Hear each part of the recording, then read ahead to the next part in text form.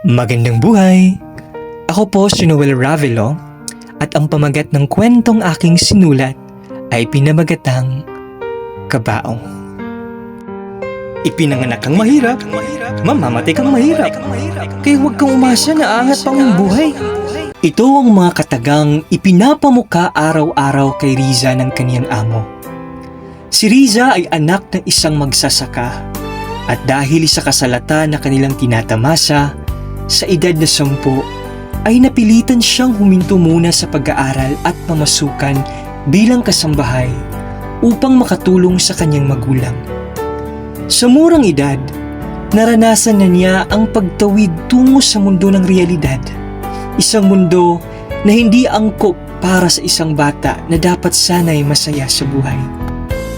10 taon si Riza na nanilbihan bilang kasambahay sa kanyang among may-ari ng lupang kanilang tinitirhan. Sa loob ng 10 taon, tinahak niya ang landas patungo sa mundo ng kawalan. Maraming pangarap si Riza. Isa na rito ang makapagtapos ng pag-aaral at maging isang ganap na guro.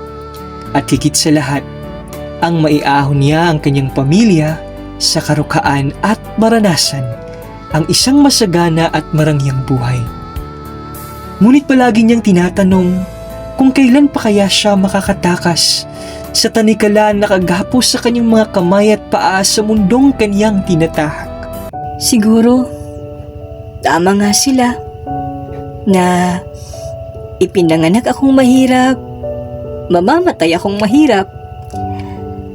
Paano ako yayaman kung hanggang grade 3 lang ang natapos ko?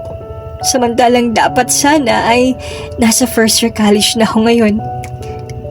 Kaya sa bawat hakbang ko araw-araw, sa pagtawid sa kalsada, patungo sa mundong aking ginagalawan, hindi na ako umaasa na aangat pa ang aking buhay. Ang mahalaga ay makapagpadala ako ng pera buwan-buwan kay mama at papa para makatulong sa pang-araw-araw na gastusin at pambaon ng aking mga kapatid. Araw-araw at gabi-gabi siyang sinubok ng tadhana kung hanggang saan at hanggang kailan lamang aabot ang kaniyang pagiging malakas, positibo at matatag sa buhay sa kabila ng hindi makataong pagtato sa kaniya ng kaniyang amo.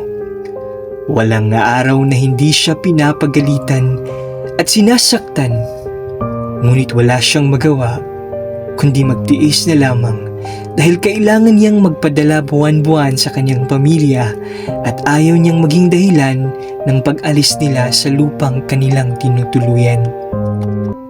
Isang araw, nang mabigyan ng pagkakataon si Riza na makauwi sa kanilang bayan upang bisitahin ang kanyang pamilya, sa hindi inaasahang pangyayari, sa halip na kasiyahan ang sasalubong sa kanya ay isa palang tanikalang susubok na naman sa kanyang buhay sapagkat isang kabaong ang sumalubong sa kanyang pagdating.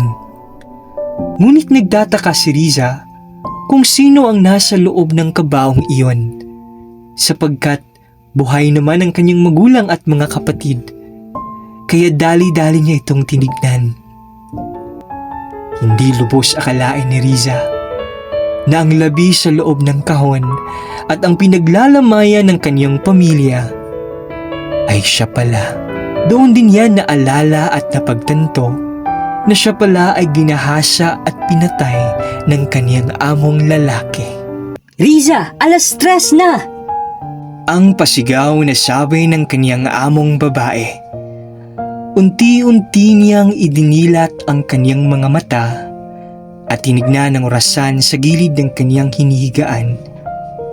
Bigla siyang natigilan. Dali-daling bumangon at sabay sabi, Ay, salamat. Panaginip lang ang lahat.